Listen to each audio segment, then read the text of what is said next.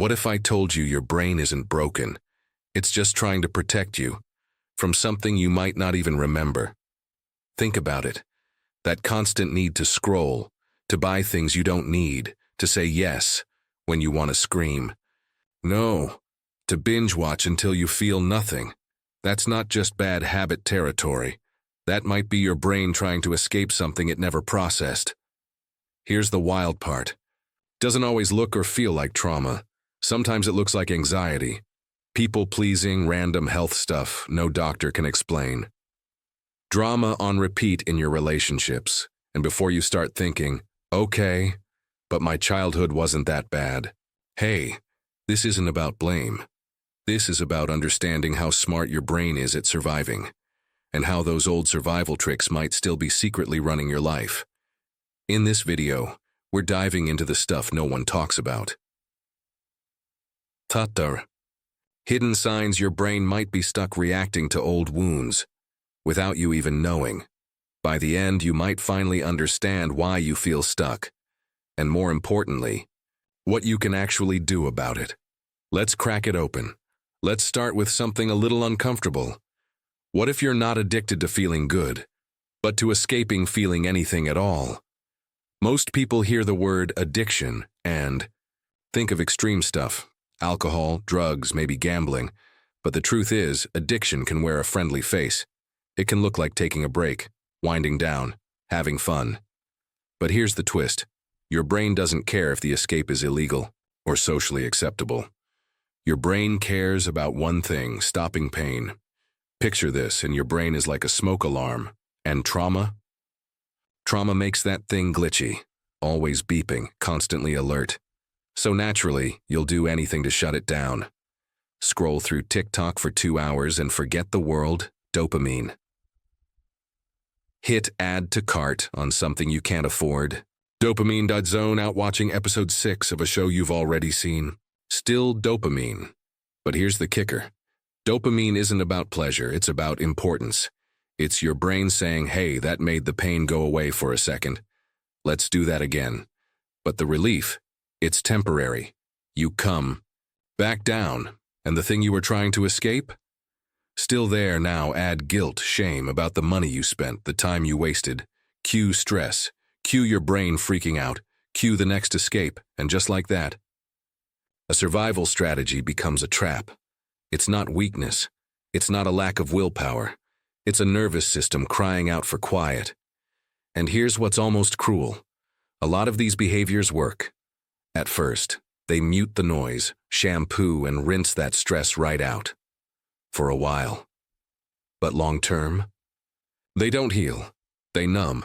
And what gets numbed never gets processed. This is what researchers call trauma stress addiction. Your brain's way of medicating itself, like slapping duct tape on a leaking pipe. It holds for a bit, but pressure keeps building, and if you're thinking, so I'm just broken and doomed? No, this isn't about being broken. It's about being brilliant. Every coping mechanism you built was survival. Your brain wasn't trying to ruin your life. It was trying to save it, even if it used the wrong tools. So maybe the real question isn't, why can't I focus? Or why am I obsessed with social media? Maybe it's, what pain is my brain trying to protect me from? Because once you ask that, you're not just managing a habit. You're healing the reason it exists. In the first place, ever feel like your body is falling apart, but every test says you're fine? Mysterious back pain, stomach issues, headaches, fatigue that no amount of sleep can fix. You might think, maybe I'm just getting older, maybe I'm lazy, maybe I'm just not taking care of myself. But what if your body isn't broken? What if it's remembering something your mind tried to forget? This is called somatization. When your body speaks the pain your mouth never did. When emotional wounds turn into physical symptoms, and it's more common than you think. See, your body isn't just a machine controlled by your brain. It's a living, breathing library of everything you've lived through. And when painful emotions don't get processed, they don't disappear. They settle. In muscles, in joints, in nerves, in your gut. And over time, your body starts sending out warning signals. Not because it's weak, but because it's carrying a load your brain decided it wasn't safe to deal with. Let's say you grew up in a place where you had to be strong all the time. No space to cry, to complain, to say you were scared. Maybe you coped by disconnecting from your feelings. You moved on, but your body didn't. Wild animals are wired to shake off trauma, literally. After escaping danger, they tremble. They reset their nervous system. And then, they move on. Humans, we push it down and keep functioning. We tell ourselves, I'm fine, but our nervous system stays on high alert, and that tension gets trapped in the body. So fast forward, you're in your 30s or your 40s, or maybe even younger. You start getting tension headaches out of nowhere. You can't digest like you used to. You feel like you've run a marathon, and all you did was grocery shop. Doctors can't find anything wrong, but your body isn't lying. It's carrying trauma you never got to speak. This isn't attention-seeking. This isn't dramatic. This is biology. This is why so many trauma survivors deal with chronic pain and unexplained health issues. Back pain that won't quit, with no injury, heart racing, when everything else is fine. Dizzy, drained, nauseous, exhausted, even after a full night of sleep. It's not just burnout. It's your body saying, I don't feel safe. And here's the part that will blow your mind. You may not even remember what your body is reacting to. Because your brain's #1 job is protection. It hides painful memories to help you survive. But the body, it keeps the records. So next time your body flares up, instead of only asking, what's wrong with me? Try asking, what is my body trying to say? Because maybe the ache isn't just an ache. Maybe it's a memory, looking for a way out. Ever find yourself saying yes when every part of you wants to say no, or changing how you talk, act, even feel, just to keep someone else comfortable? That's not just being nice.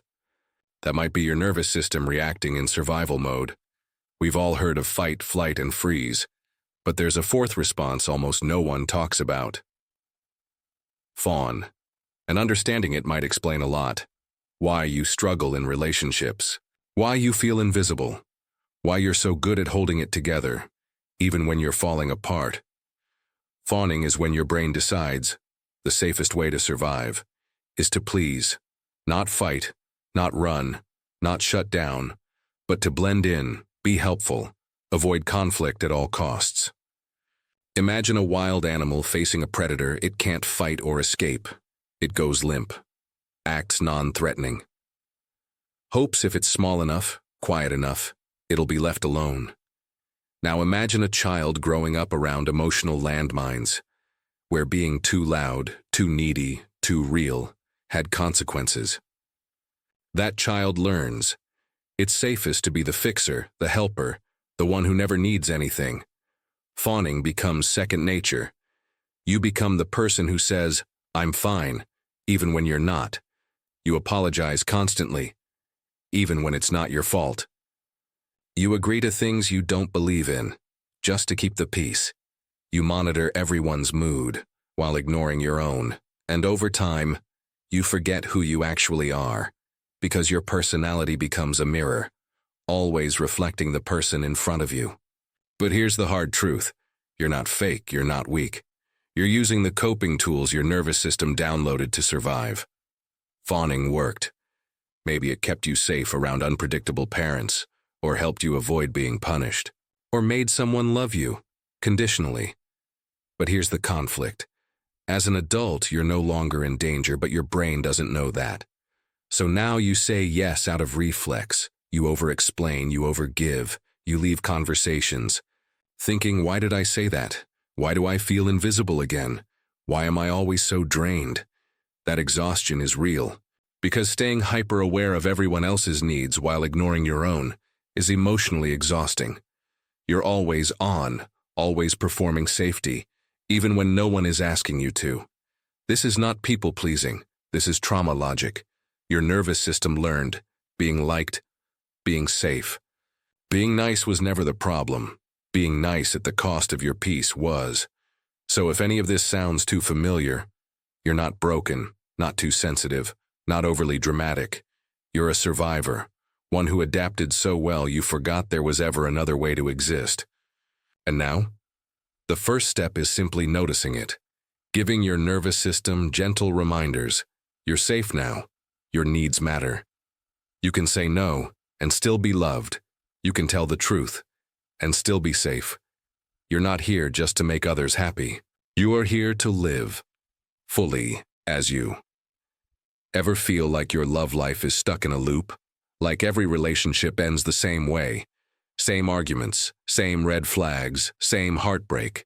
You meet someone new. It feels exciting, maybe even intense, and then slowly, it starts to feel strangely familiar. You're walking on eggshells again, chasing validation again, getting hurt again by someone who reminds you of someone else. This isn't just bad luck. You're not attracting the wrong people on purpose. This could be a trauma pattern called repetition compulsion. It's when your brain unconsciously recreates unresolved pain. Not because you want more pain, but because part of you hopes this time you'll finally fix it. Let's say, as a kid, you had a parent who was distant, or critical, cold, absent, and young. You kept trying. If I just behave better, if I please more, if I earn their approval, maybe then they'll love me the way I need. But it never happened. And your brain? It remembers. So as an adult, you may find yourself drawn to people who feel similar. Not because they're good for you, but because they're familiar. And to your nervous system, familiarity feels like safety, even if it's chaotic, even if it hurts. Your brain thinks, maybe this time I can fix the story. Maybe if this person stays, it means I was lovable all along. But that ending never changes, because the new relationship is built on the same blueprint as the old pain. It's your trauma, dressed in new clothes. This is why healthy people can feel boring. Stable partners feel uncomfortable. Why kindness makes you suspicious. Why peace feels foreign. And drama feels like home.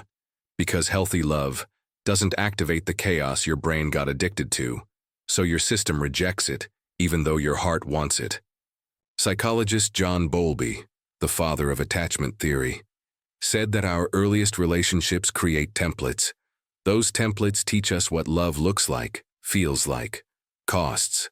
And if your template was trauma, then love starts to look like proving yourself, fixing, overgiving, holding on to people who hurt you. Not because you enjoy pain, but because that's what feels familiar. You're not choosing suffering, you're trying to master a storm that started long before you had a chance to escape it. But here's the hard truth. That storm, it wasn't yours to fix. You were never supposed to carry that, you were just trying to survive it. So if you feel stuck in the same old cycle, and you're thinking, why does my heart always end up in a mess? It's not because you're broken. It's because part of you still believes that if someone like your past can love you, it will finally heal what your past never gave. But it won't. You can't heal in the same pattern that hurt you, and you don't need to keep repeating the test to prove you've learned the lesson. Think of it like this. You're not drawn to the same kind of person. You're drawn to the same kind of wound. And recognizing that, that's the beginning of the rewrite. Healing isn't about finding the perfect relationship. It's about removing the trauma filter your brain has been using to define love, so you can finally write something new, for real this time. Ever had someone make a harmless comment, and suddenly you feel this surge? Not anger exactly, just a rush. Your heart races. You go rigid. Something inside lights up. Not in a good way, more like an alarm going off. Or maybe someone stands a little too close, says something a little too direct, and your body tightens before your brain even knows why. What you're feeling isn't just discomfort. It could be your nervous system slamming into an invisible electric fence. Think of it like this. If your boundaries were crossed again and again in the past, if your safety, your space, your emotions were violated, your brain learned that regular fences didn't work, so it built something stronger. Not a real fence, but a memory fence made of judgment calls, threat detection, old stored pain. It may be invisible, but it's very real to your nervous system, and Even small triggers can set it off. A certain tone of voice, an unsolicited opinion, someone asking a personal question out of nowhere. Your brain says, alert, threat detected, react, now. To someone else, your reaction might seem intense, out of proportion, but to you, it feels logical, because your body isn't responding to this exact moment. It's responding to everything it remembers that felt just like this. Let's say someone raises their voice in a meeting. They're excited, not angry. But growing up, raised voices meant danger. Your brain doesn't ask questions. It jumps straight into fight, flight, or freeze, or maybe someone says, I'm just trying to help. And it feels like a slap because in your past, that same sentence came right before shame, criticism, or gaslighting. This hypersensitivity isn't attention-seeking. It's not overreacting. It's protective wiring. After enough violations, your amygdala, the part of your brain that processes fear, stops waiting for full explanations. It skips the logic and launches defense. So now, every text, every silence, every social interaction becomes a minefield. You're always scanning, always interpreting, always wondering who's safe and who's about to turn on you. And it's not just physical space, it's emotional space too. When someone gets close, even in a healthy way, that can trip the fence. You feel overwhelmed, pulled in too fast, so without even meaning to, you push them away, or shut down, or sabotage closeness, just to feel safe. And that's what makes relationships feel exhausting. You don't know how to explain what you're feeling. You just know it's too much. Someone crosses your boundary, even accidentally, and your reaction feels huge, even if they didn't mean harm. But your response isn't random, it's patterned. It's a survival reflex, a nervous system still defending a home, even though the threat moved out years ago. And here's the twist. People with these fences often expect others to just know where the lines are, but those lines, they're invisible, built on past pain. So when someone crosses them, they get stunned by a reaction they never saw coming, and you're left wondering why connection feels so hard to hold on to. The good news? That fence isn't permanent. You can retrain your nervous system. You can teach your body the difference in between old threats and current reality. It starts by noticing, by asking, what is this really reminding me of? When did I first feel like this? Is this danger, real, or remembered? Because you deserve relationships where protection doesn't come at the cost of peace, where your sensitivity isn't a wall, it's information, and where you don't need an electric fence to feel safe anymore. Ever find yourself overanalyzing?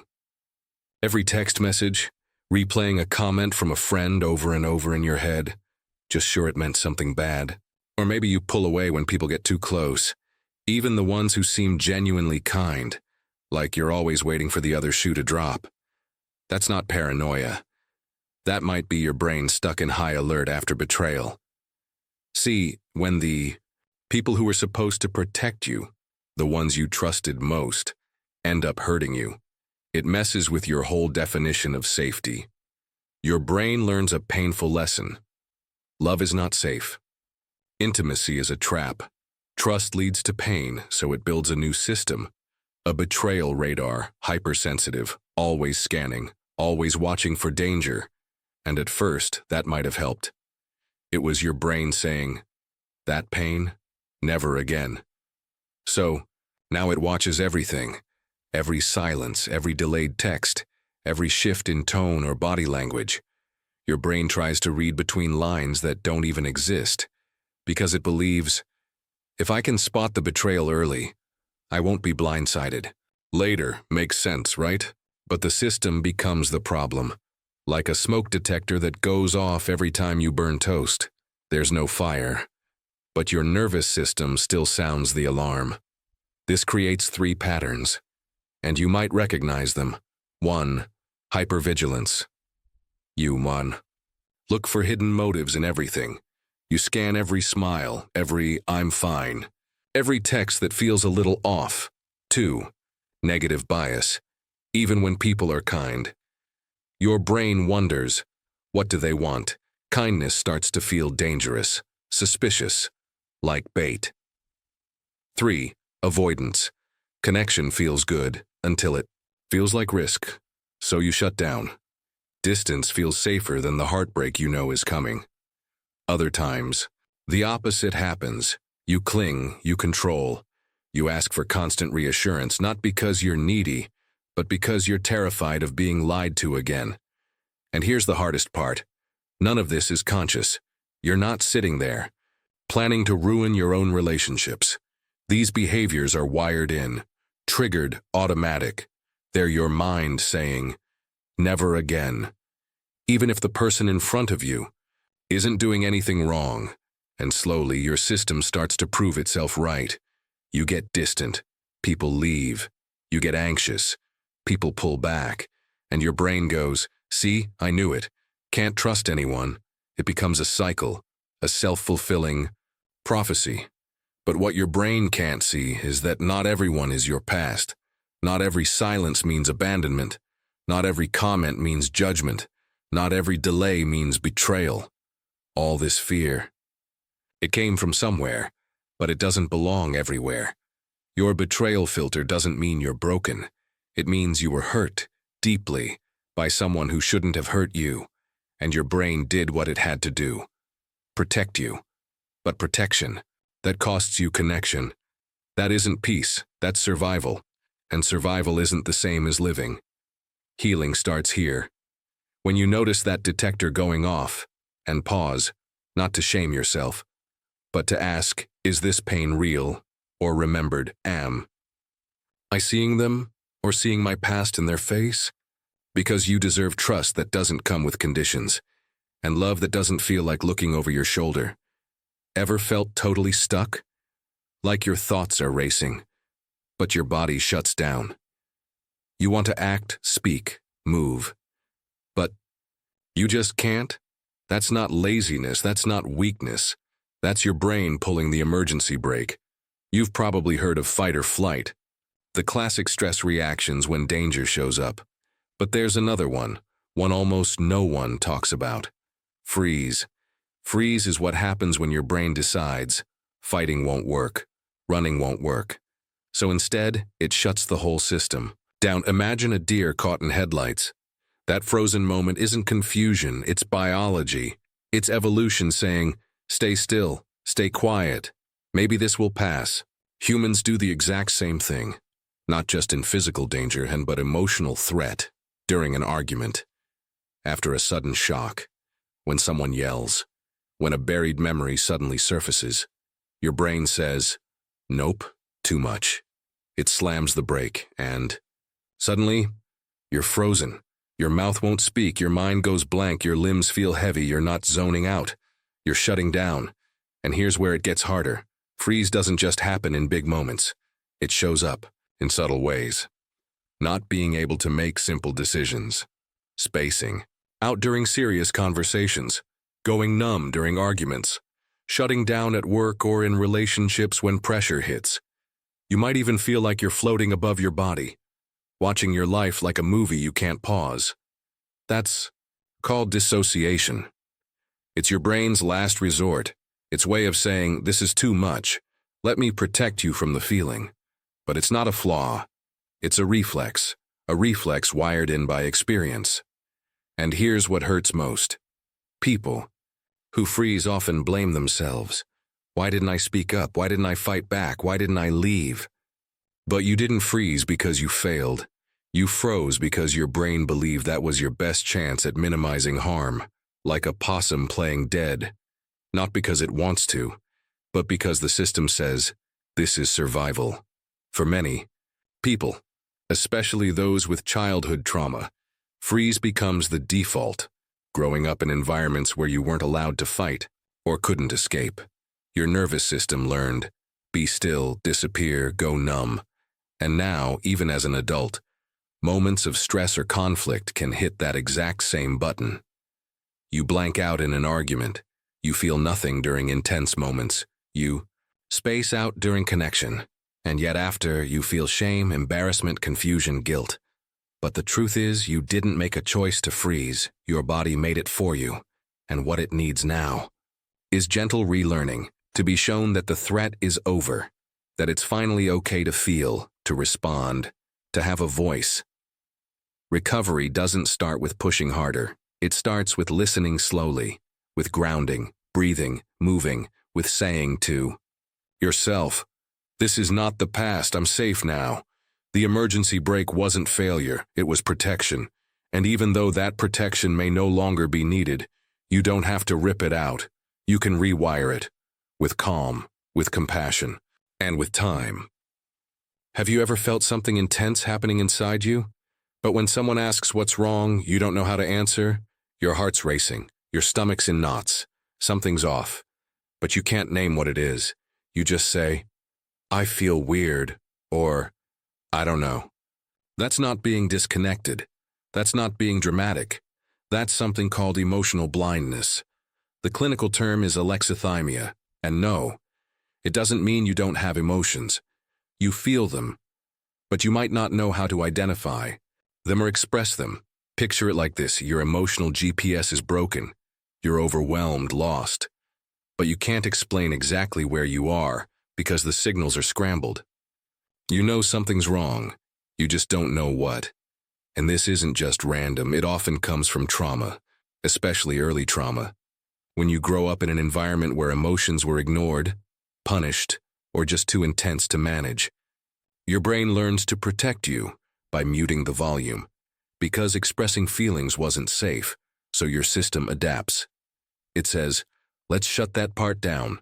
Let's not feel too much." And that mute button can stay switched on, even years later. So now, instead of sadness, your chest tightens. Instead of anxiety, you get a stomach ache. Instead of grief, you feel like you're drowning in fog. Your body feels everything, but your brain has no words. And in relationships, this makes things even harder. You might miss emotional cues. You might not know how to comfort someone, not because you don't care, but because you don't know what they need, or even what you feel. To others, it can look like coldness, distance, detachment. But inside, you're likely confused, ashamed, frustrated, because you want connection. You just don't know how to bridge the gap, because no one ever helped you build that bridge. People with emotional blindness often default to facts, not feelings. They're thinkers, logical, analytical, not because they're emotionless, but because emotion feels unreachable, like yelling across a canyon with no echo. But this doesn't mean you're broken. It means your brain adapted. When emotions were too much, shutting down helped you survive. But now that same strategy might be holding you back from healing, from intimacy, from knowing yourself. So, how do you begin to shift it? Start learning the language of emotions. Not perfectly, not all at once, just gently. Start asking, what does fear feel like in my body? What does sadness feel like in my shoulders? When do I feel heavy? When do I feel light? You can even use emotion charts, circle words, guess, mess it up, that's okay. Because sometimes learning how to feel is like learning a second language. Slow, awkward, frustrating. But every word you find is one step closer to yourself. The truth is, under that blank space where words used to be, there's still you, the version of you that always wanted to feel, to be seen, to be understood. Your job now is to teach your brain it's safe to feel again, safe to name things, safe to connect. One word at a time. Imagine something overwhelming happens to you. Not just bad, but shattering. You lose your sense of safety. Your brain flips into survival mode. In all that chaos, your brain makes a decision. Not a logical one, an emotional one, a belief. Something like, I'm not safe. This is my fault. I must not be lovable. These beliefs don't show up loudly, they don't scream. They settle quietly, deep inside you like invisible tattoos, written beneath your skin. You don't always notice them, but they guide everything. This is what trauma does. It doesn't just hurt in the moment. It rewrites everything. How you see yourself, how you see other people, how you view the entire world. And these beliefs, they stop feeling like beliefs, they start feeling like facts. So if the belief is, I'm broken, then every little mistake feels like proof. If it's, I'm not lovable, you might push people away, or only let in the ones who treat you like you're hard to love, because that's what I deserve, right? If the belief is, I'm a burden, then asking for help feels wrong, even basic needs feel like too much. So you silence yourself over and over just to stay acceptable. These trauma beliefs may look quiet, but they're driving everything. They shape what you tolerate, what you chase, what you believe is possible for you. And most of them got planted when your brain was trying to make sense of what happened. But the brain wasn't trying to give you the truth. It was trying to give you control. Because if the pain was your fault, then maybe you could stop it from happening again. Maybe if you try harder next time, do better, be enough, then maybe the chaos will go away. That's heartbreaking, but it's also powerful to understand. Because these beliefs, they're not truth. They're just survival stories. You were trying to explain the unexplainable, and your brain did the best it could. But now, those stories are stuck on repeat, and they don't reflect who you are, they reflect what you lived through. So what do? You don't argue with the belief in your head. You show your brain a different story, one experience at a time. If your belief says, I'm too much, you show up and stay.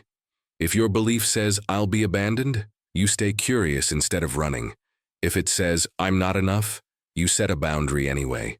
You begin to show your brain that belief was written during a time of pain. But this moment, this is different. This is healing. Start by noticing the voice, that whisper underneath the surface when something goes wrong. Not the one you say out loud, the one you feel in silence. That voice isn't the truth, it's a scar, a story, and like real tattoos. These stories can fade, they can be rewritten. It takes time, it takes care, it takes safety. But those invisible tattoos, they're not who you are. They're just the story your brain told to survive what should have never happened to you. And now, your job isn't to erase the story. It's to stop letting it run the show. Ever feel like your body is carrying something heavy and you don't know why? You wake up already tired. Your stomach hurts, your chest feels tight, your body aches in ways that make no sense. You start to wonder, is it just stress? Am I unfit? Too sensitive? But what if your body isn't failing you? What if it's trying to send you a message about something deeper, something it's been holding for years? This is what happens when emotional pain becomes physical. It's called somatization, when the body says what your mouth never could. Because even when your brain moves on, your body doesn't forget. Think of your body like a journal, even if your mind tries to suppress things. Your body keeps the story, not in sentences, but in symptoms. Tight muscles, unstable digestion, sleep that never feels like rest, and waves of fatigue you can't explain. Sometimes what you're calling anxiety is actually a tense jaw, a clenched gut, a racing heart. Sometimes what feels like burnout is really a nervous system that's been stuck in high alert for years. See, wild animals shake off trauma. They literally tremble after surviving danger. They discharge the energy. They reset. But humans, we don't do that. We stuff it down. We get applauded for pushing through. We wear exhaustion like a badge. So instead of releasing trauma, we absorb it. And over time, it gets stuck in our bodies. That's why survivors so often experience chronic symptoms.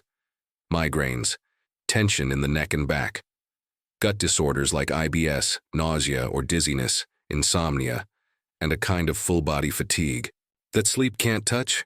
Your doctor might say it's stress, but what they mean is, you've been living in survival mode for so long, your body doesn't know how to turn it off.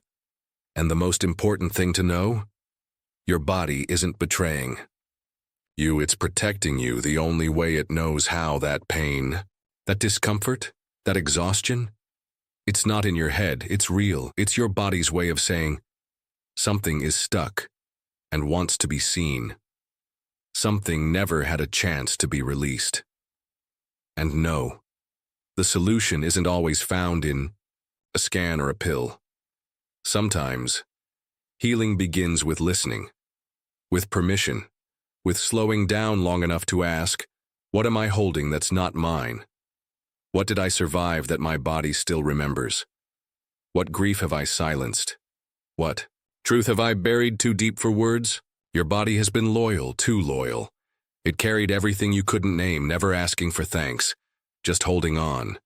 But you weren't born just to survive.